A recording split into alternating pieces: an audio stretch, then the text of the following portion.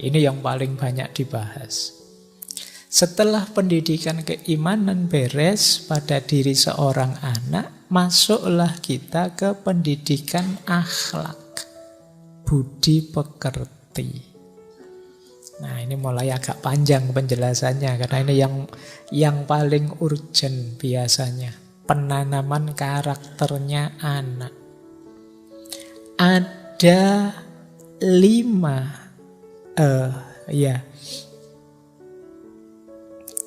1, 2, 3, 4, 5 jenis pendidikan budi pekerti. Kita bahas pelan-pelan karena ini nanti banyak yang harus kita dalami. Mendidik akhlak itu seperti apa? Ada 5 cara. Cara pertama, ini yang disebut orang paling efektif. Mendidik dengan keteladanan. Tarbiyah bil qudwah. Kita contohkan saja di depan dia. Dia mesti niru kok. Ini namanya tarbiyah bil qudwah.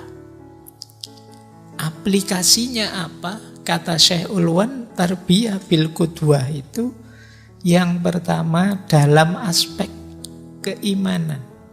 Sholat, ngaji, puasa, sedekah. Ini contohnya saja ya, semua aspek sebenarnya. Biar dia tiru. Kita marah-marah ke adik kita, anak kita malas sholat, ya kita yuk malas sholat. Kita marah-marah, jangan main HP tuh dia. Kita tiap hari pegang HP. Kita marah-marah ke dia. Kamu kalau ngomong jangan sembarangan. Kita tiap hari ngomongnya ya sembarangan. Jadi pasti dia niru karena anak kecil itu apalagi yang akalnya belum berkembang, yang bisa dia lakukan hanya niru. Yang kedua, aspek sikap dan kepribadian. Akhlak juga dia niru. Jujur, amanah, sabar, malu, itu mesti dia tiru. Kalau yang besar sering bohong, ya nanti adikmu, anakmu nanti akan menganggap kebohongan itu normal saja. Kalau kita sering curang di depan dia, dia akan menganggap kecurangan itu biasa. Nah, ini aplikasi kedua dari qudwah. Ayo hati-hati. Ya saya tahu teman-teman kadang-kadang ya kepepet melakukan yang jelek-jelek, tapi paling tidak jangan merusak generasi. Ya ndeliklah kalau melakukan yang jelek-jelek. Biar tidak ditiru mereka. Jadi seandainya ya sederhananya ya pakai bahasa kasar, kita rusak tidak apa-apa lah, tapi jangan merusak. Sembunyikan yang jelek-jelekmu, yang rusak-rusakmu di depan adikmu, anakmu.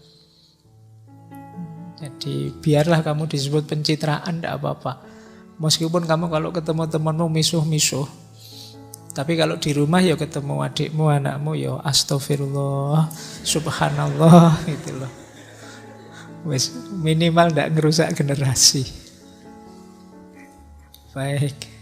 Yang ketiga, perilaku adab pada sesama. Cara ngomong, sopan santun, bergaul yang baik, bermusyawarah. Jangan sampai dia melihat banyak tentang pertengkaran, kemarahan, ketidaksopanan, ketidakberadaban. Biarlah dia lihat yang positif-positif untuk ditiru.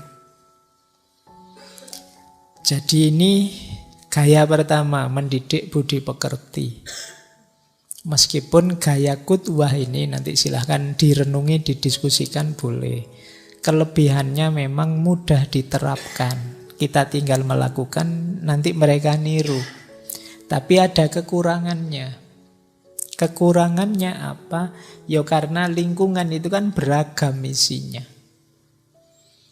Mungkin sama-sama bisa ditiru, saya niru bapak apa niru Pak D, bisa saja begitu.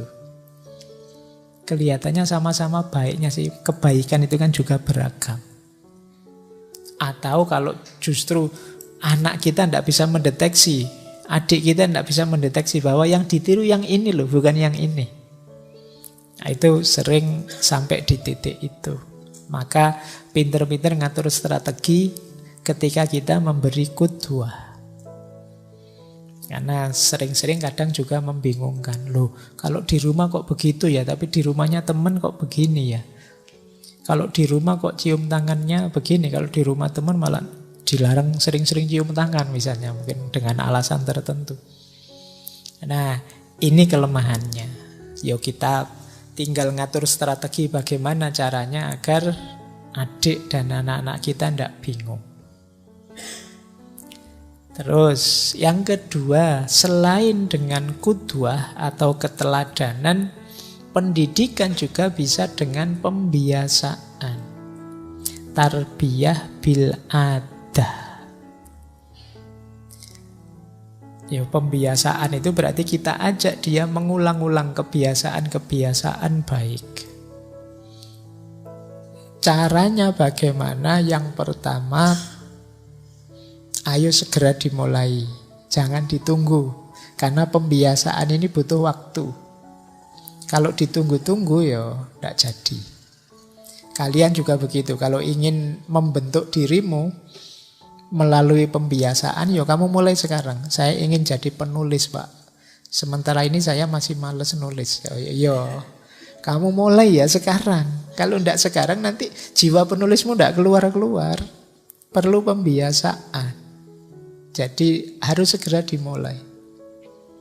Saya ingin ngajak adik saya untuk rajin sholat kalau subuh mau bangun. Tapi besok sajalah, kasihan, nanti lama lagi terbentuknya. Maka untuk bisa pembiasaan segera dimulai kalau memungkinkan tentu saja. Jangan ditunda-tunda tanpa alasan. Karena pembiasaan ini di antara kelemahannya memang perlu waktu lama. Tidak mungkin orang terbentuk lewat pembiasaan yang singkat. Yang kedua, ada disiplinnya. Diawasi yang ketat. Jadi disiplin itu di bawahnya disebut istiqomah. Dan tegas. Kadang-kadang kita itu baik untuk diri kita atau kadang ketika didik itu takut untuk tegas. Kasihan ya masih kecil, kasihanlah masih ini. Kadang-kadang kasihannya sering menonjol, akhirnya pembiasaannya gagal. Ayo ya, dimulai sekarang. Ini kalau belum punya anak, tidak punya adik ya, untuk kalian ya, pembiasaan dimulai sekarang. Kebaikan apapun yang ingin kalian lakukan, mulailah sekarang. Jangan ditunda. Dan disiplin, terus tegas.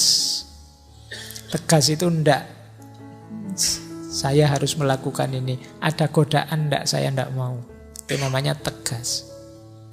Dan kalau bisa pembiasaan itu tidak sekedar mekanistis, tapi kesadaran.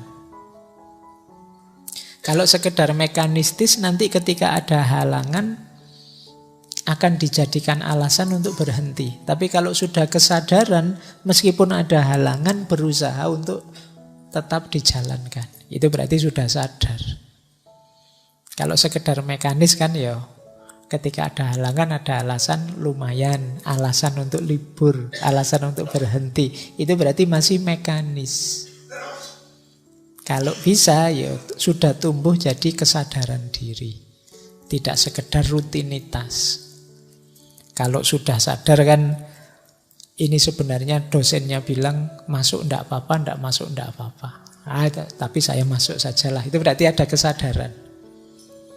Jadi, tapi kalau kalian hanya rutinitas, ya begitu ada halangan, kamu kesempatan untuk berhenti. Oh, saya sakit kok katanya, kalau sakit itu, nah, ya sudah. Saya sedang ini kok katanya boleh kok, ya sudah. Ada alasan untuk berhenti. Itu berarti masih rutinitas belaka. Nah, pendidikan dengan pembiasaan ini menarik karena dia biasanya hasilnya lebih paten, lebih mengakar. Karena nanti ujungnya adalah terkondisikannya jiwa. Ya sering saya gambarkan, yang biasa sholat 5 waktu, ninggal sholat itu rasanya tidak enak. Itu hasil dari pembiasaan. Kalau bahasa psikologinya dia jadi habit of mind. Jadi dia jadi habitnya nalarmu. Ketika ditinggal terus rasanya tidak enak.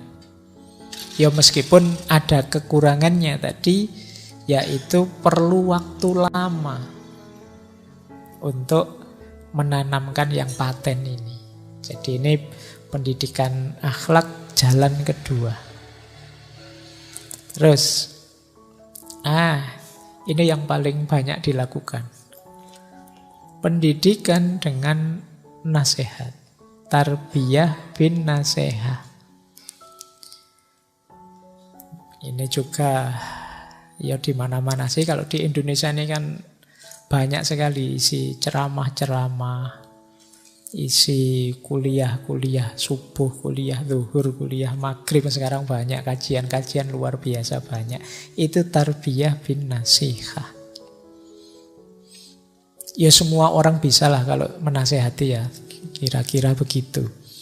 Tapi kata saya Nasi Ulwan, ayo diperhatikan beberapa tips aplikasinya. Kata beliau yang pertama, kalau bisa menasehati itu jangan hanya dengan mulut, tapi juga dengan hati. Ini agak sulit. Kamu jangan membayangkan dengan hati itu kayak gimana, Pak? Hatinya teriak-teriak atau gimana? Enggak. Kalau bahasa psikologinya mungkin kita ada di vibrasi dan frekuensi yang sama. Kalau kita pemarah, itu menasehati orang untuk sabar, itu kemungkinan susah masuknya. Apalagi yang kita nasihati ngerti bahwa kita itu pemarah. Kita biasanya ngamuk terus nasihati orang, kamu yang sabar ya. Oh sabar gimana? Sampean sendiri tiap hari ngamuk gitu kok. Jadi rasanya tidak kompatibel, tidak cocok. Untuk bisa kompatibel dari hati. Dari hati berarti apa? Ya selaras antara yang kita omongkan dengan kondisi batin, kondisi diri kita. Maka sebelum menasehati berarti kamu masuk dulu dalam dirimu. Saya ini mau nasihati orang untuk bertakwa. Kira-kira sampai di level mana takwaku ya? Biar apa? Biar lebih masuk. Jadi biar orang tahu kita ada di mana, sampai level mana. Bukan berarti kalau dari mulut saja tidak usah menasihati Pak. Yo, tidak harus begitu. Tapi akan lebih efektif nasihat itu kalau berkait dengan hati. Tidak hanya dari mulut ke telinga, tapi dari hati ke hati. Yang itu berarti kita ada di vibrasi dan frekuensi yang sama dengan hal yang kita nasihati. Orang sombong kan kalau menasihati, wahai manusia, janganlah sombong. Tapi sambil ndangak-ndangak kayak orang itu kan tidak nyambung, tidak masuk. Tidak kompatibel antara mulutnya dengan kondisi dirinya. Yang kedua, selain harus dari hati, tentu saja dengan santun. Hormati harga diri, karena ini pada anak ya, hormati harga dirinya anak. Kita kadang-kadang menasehati sudah di depan orang banyak sambil menjatuhkan harga dirinya anak. Ada anaknya tetangga kita puji-puji, wah pinter ya, rajin sholat, sudah mau puasa, enggak kayak anak saya ini. Itu menjatuhkan harga dirinya anak di depan orang banyak. Jadi mungkin maunya biar anaknya sadar di depan orang banyak, tapi itu ketika anaknya salah tangkap kan bisa saja dia jadi minder. Jadi nasihatilah dengan menghargai. Jadi posisi dia. Apalagi itu anak kita sendiri, adik kita sendiri, jangan sampai dia harga dirinya satu, ya untung tetangganya ndak terus bales, siapa bapaknya, siapa kakaknya, kok anaknya jadi kayak gitu. Jadi itu kan sebenarnya sedang menjelekkan diri kita sendiri. Wong anak itu kan ya sebenarnya mengikuti yang tua. Oke, kalau kita ngeritik anak kita, adik kita di depan orang banyak, anak saya itu malas sekali, disuruh apa-apa ndak mau. Itu kan sederhananya saya itu gagal didik dia untuk rajin. Jadi yang gagal itu saya sebenarnya. Oke ya, jadi yang kedua itu, yuk kita hargai dia, kita hormati dia. Yang ketiga tentu saja timingnya harus pas. Waktunya harus cocok. Jangan merusak suasana. Wong ini lagi guyon-guyon tiba-tiba kamu menasihati, wahai orang yang beriman. Itu kan kacau.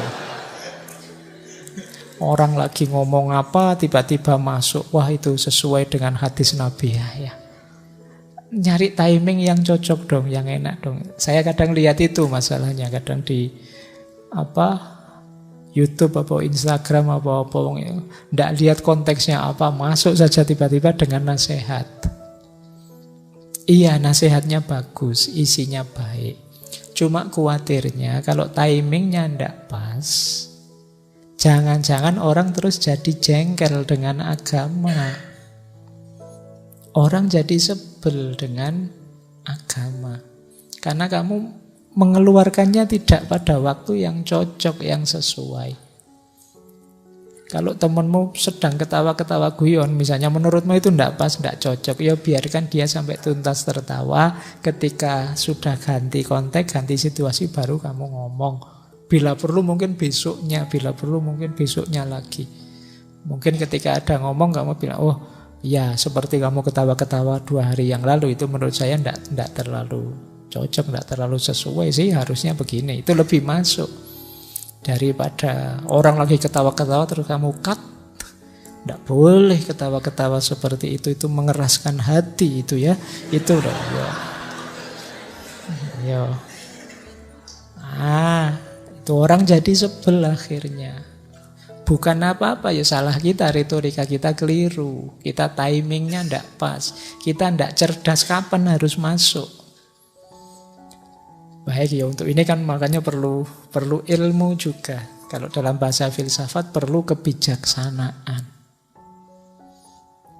Oke, baik. Dengan nasihat memang lebih cepat, lebih efisien. Tapi kekurangannya kadang-kadang membosankan. Kurang berkesan. Jadi kalau cuma dinasehati saja dengan mulut itu kan rasanya monoton. Bagi anak-anak ya. Saya tidak tahu, mungkin bagi yang dewasa mungkin sudah sadar karena sudah terlalu banyak masalah. Jadi bagi yang anak-anak itu kalau kita modelnya nasihat terus ya membosankan. Bahkan nasihat pun perlu variasi-variasi. Syekh Nasih Ulwan menyebut Al-Quran saja untuk menasehati punya beberapa metode. Ada metode mengajak, ada metode bercerita atau kisah, ada metode mengarahkan atau memberi wasiat. Ya mengajak itu beliau mencontohkan ya nasihat-nasihatnya Luqman pada anaknya, nasihatnya Nabi Nuh pada anaknya, nasihatnya Nabi Yakub pada Nabi Yusuf, nasihatnya Nabi Ibrahim dan Nabi Yakub pada anak-anaknya di banyak ayat. Ini isinya mengajak. Jadi menyeru. Yo, bahasa Arabnya kan da'a yad'u. Orangnya namanya da'i. Kita menyebut masdarnya dakwah. Jadi dakwah itu hakikatnya ngajak. Bukan memaksa, bukan memarahi, ngajak. Bukan mengancam. Jadi orang ngajak itu kan berarti sifatnya menyeru untuk mendorong, menggerakkan hati agar ikut, kan itu namanya ngajak. Jadi bukan memaksa. Makanya itu para nabi pada putra-putranya juga begitu ngajak, wahai anakku, hormatilah orang tua, seperti nasihatnya Luqman dan seterusnya. Jadi gaya pertama, gaya ngajak. Ya kalian harus pinter kapan harus pakai gaya ngajak. Dek, ke masjid yuk dek. Itu ngajak. Bukan mengancam. Kalau ngancam itu awas kalau enggak ke masjid. Nah itu ngancam. Kamu berangkat sana ke masjid. Kakak mau tidur. Nah itu beda lagi. Nah, adiknya dimarah-marahi. Itu loh sudah dipanggil-panggil itu loh. Ngaji ke masjid sana. Gitu. Untung adikmu ndak balas, "Lho kakak ngajine kapan?" Nah ini metode mengajak. Ada yang kedua, anak-anak itu mungkin lebih excited kalau kita pakai metode cerita. Jadi banyak sekali ayat yang isinya cerita-cerita. Nah, tentu saja ketika bercerita di belakang ada penjelasan tentang pelajarannya, hikmahnya. Dari cerita ini berarti kita harus ngapain? Ada pelajaran apa yang kita ambil? Itu biasanya ini yang kedua ini disukai oleh anak-anak. Saya pernah punya pengalaman agak traumatik. Jadi satu ketika ada yang undang saya ke satu masjid. Karena yang diundang saya, bayangan saya nanti pesertanya mahasiswa-mahasiswa atau orang-orang tua lah minimal. Begitu saya datang ke sana, isinya anak kecil-kecil TPA. Saya sudah menyiapkan materi Socrates, Plato, Aristoteles.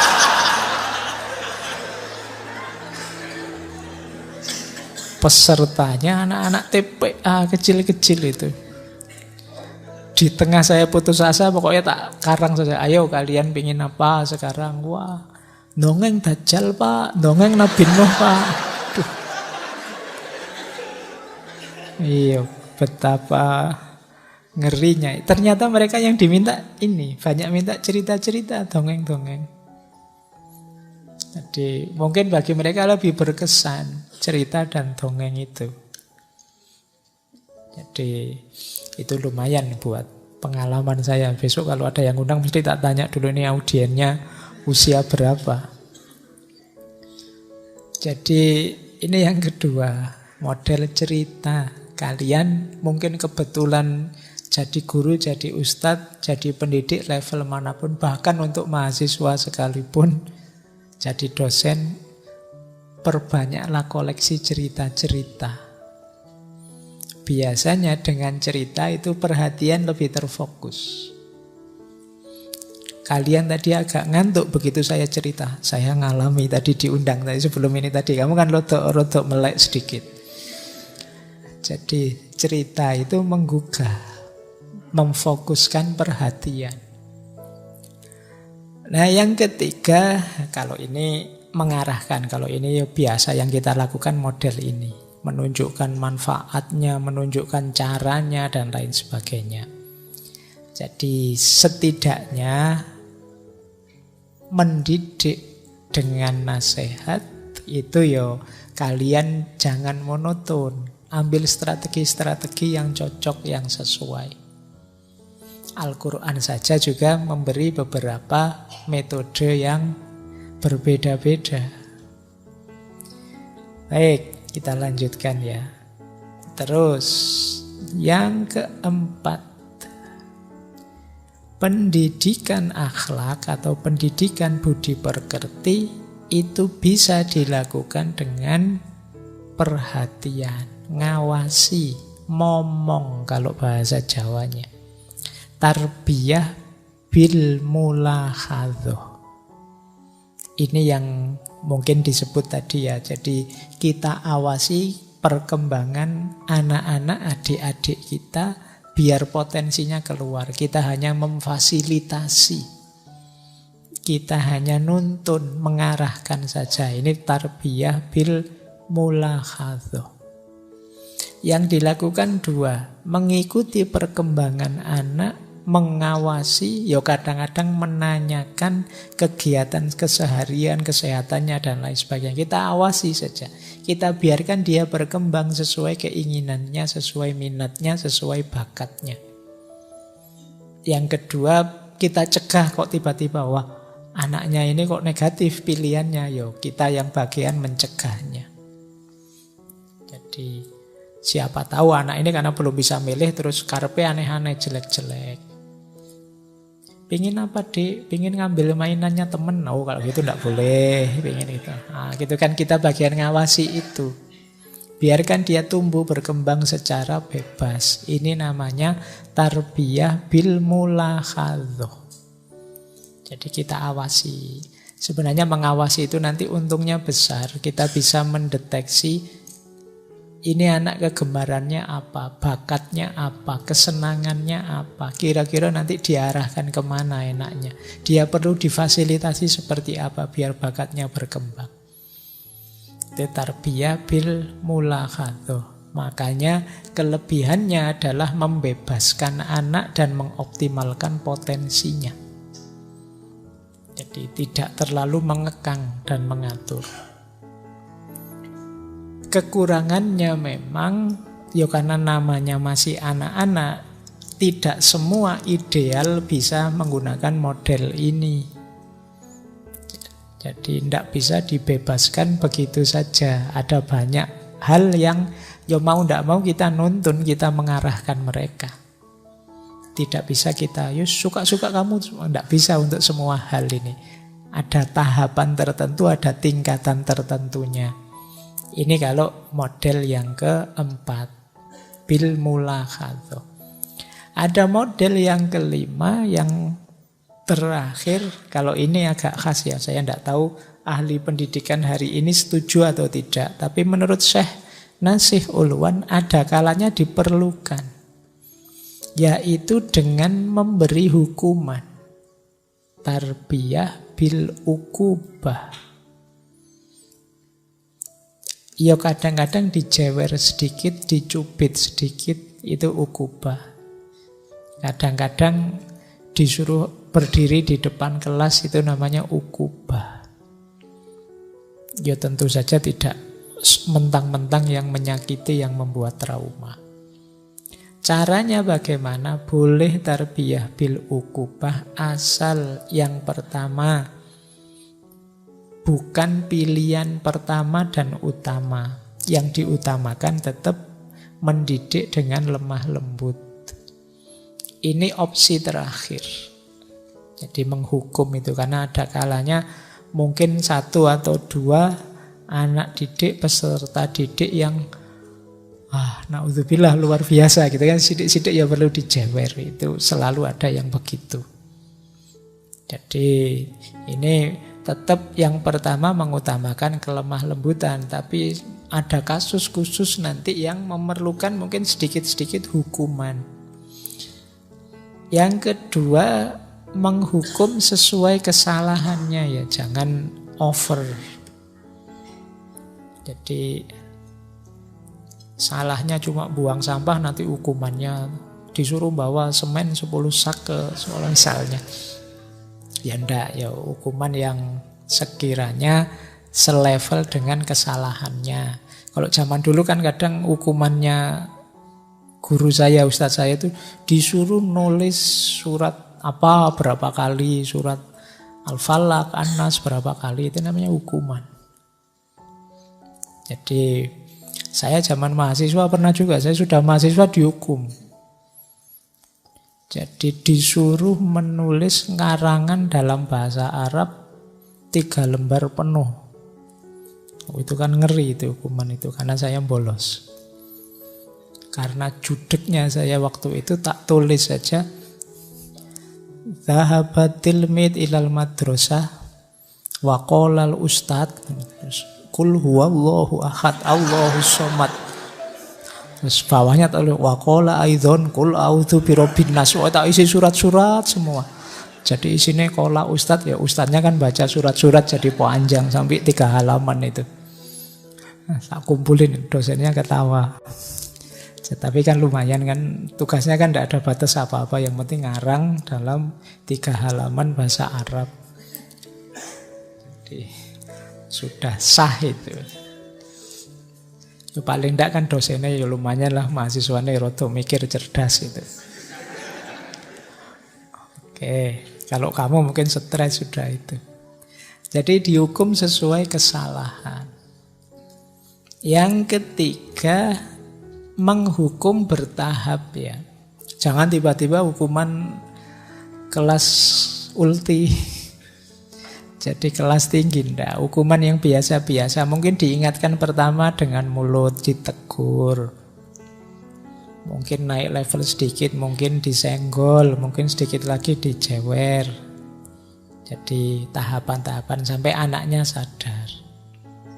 Dan disesuaikan dengan usianya. Jadi jangan menghukum yang melebihi kapasitasnya atau terlalu menyakiti. Jadi boleh memberi hukuman. Ada kelebihannya model hukuman ini membuat anak fokus, lebih sungguh-sungguh. Jadi memang paling tidak ada takutnya sedikit. Itu memudahkan kesungguhan secara umum ya. Jadi kadang-kadang memang perlu kesungguhan, perlu sedikit agak ada takutnya, khawatir dihukum gurunya nanti. Kadang-kadang perlu begitu. Meskipun harus hati-hati, karena kalau tidak hati-hati bisa ada trauma tertentu.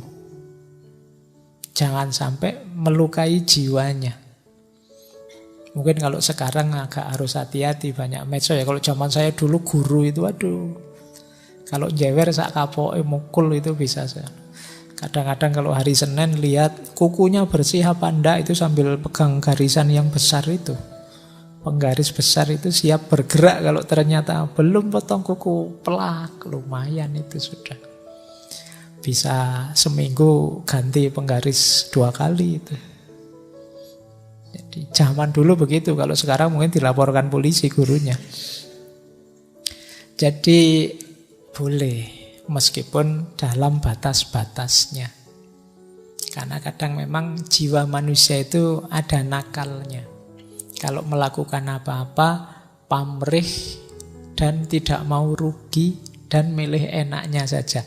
Nah ini kalau sejak kecil sudah ada bibit ini ya agak ditertibkan. Antara lain diberi sedikit-sedikit hukuman kalau salah. Nah ini loh syaratnya hukuman. Jadi kata Syekh Nasih Ulwan, syaratnya hukuman itu ada 7 ini. Yang pertama, jangan sekali-sekali memukul, menghukum sebelum diingatkan secara bertahap. Yo, jangan nakal lo. Nah, masih nakal lagi. Yuk, nggak usah nakal. Nah, masih diulang lagi. Nanti kalau sekali lagi tak jewer. Nah, ini maksudnya tidak kok langsung tiba-tiba dijewer dari belakang.